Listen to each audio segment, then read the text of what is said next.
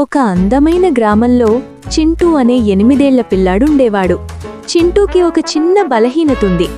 ఏదైనా తప్పు చేస్తే చాలు చాలా తెలివిగా అబద్ధం చెప్పి తప్పించుకుంటాడు. ఒకరోజు ఉదయం వాళ్ళ అమ్మ గదిలో లేని సమయం చూసి వంటగదిలో ఉన్న పెద్ద పాల గ్లాసుని కింద పడేశాడు.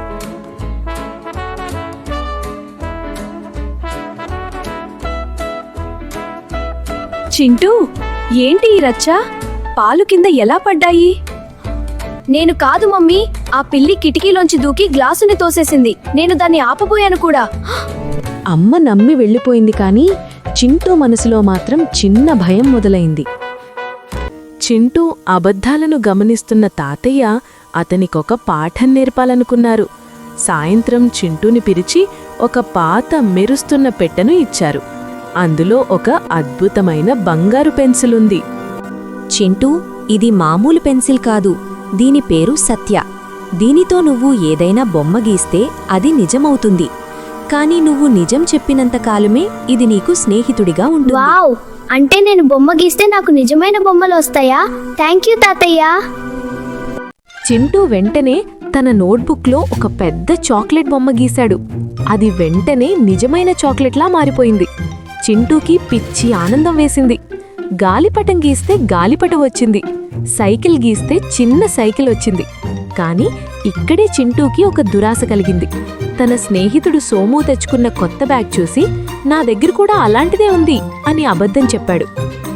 చింటూ అబద్ధం చెప్పగానే అతని చేతిలో ఉన్న పెన్సిల్ ఒక్కసారిగా నల్లగా మారిపోయింది. చింటూ భయపడి దాన్ని జేబులో పెట్టేసుకున్నాడు. మరుసటి రోజు స్కూల్లో మ్యాజిక్ షో ఉంది. టీచర్ చింటూని పిలిచి నువ్వు పెన్సిల్తో ఏదైనా మ్యాజిక్ చేసి చూపించు అన్నారు. చింటూ భయంగా స్టేజ్ ఎక్కాడు. హోంవర్క్ చేశానని ఇంకో అబద్ధం చెప్పి స్టేజ్ మీద బొమ్మ గీయబోయాడు. ఆ క్షణమే పెన్సిల్ వింతగా ప్రవర్తించింది. చింటూ గీసిన ఏనుగు బొమ్మ ఒక పెద్ద బెలూన్లా మారి క్లాస్ రూమ్ అంతా తిరగడం మొదలుపెట్టింది.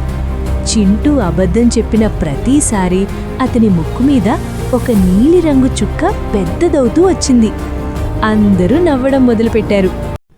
నేను పాలు పడగొట్టాను, హోంవర్క్ చేయలేదు, అబద్ధాలు చెప్పాను, నన్ను క్షమించండి. చింటూ నిజం చెప్పగానే క్లాస్ రూంలో ఉన్న గందరగోళం ఆగిపోయింది. ఏనుగు బెలూన్ మాయమైపోయింది. పెన్సిల్ మళ్లీ బంగారు రంగులోకి మారింది. తాతయ్య అక్కడికొచ్చి చింటూని దగ్గరికి తీసుకు చూశావా చింటూ, నిజం చెప్పినప్పుడు వచ్చే ధైర్యం మ్యాజిక్ కంటే గొప్పస్తుంది. ఇప్పుడు నీ పెన్సిల్ నువ్వు ఏనడిగినా చేస్తుంది. నిజం తాతయ్య, ఇకపై నా పెన్సిల్ ఎప్పుడూ నల్లగా మారదు. ఎందుకంటే నేను ఎప్పుడూ అబద్ధం చెప్పను. చూసారుగా పిల్లలు, అబద్ధం చెబితే ఏదో ఒక రూపంలో భయం మనల్ని వెంటాడుతూనే ఉంటుంది. అదే నిజం చెబితే మనసు ప్రశాంతంగా ఉంటుంది. ఈ కథ మీకు నచ్చితే వెంటనే లైక్ చేయండి, మీ ఫ్రెండ్స్కి షేర్ చేయండి. ఇలాంటి మరిన్ని మ్యాజిక్ కథల కోసం మన ఛానల్ని ఇప్పుడే సబ్స్క్రైబ్ చేసుకోండి. సిరి చిట్టి లోకం కిడ్స్ ఛానల్.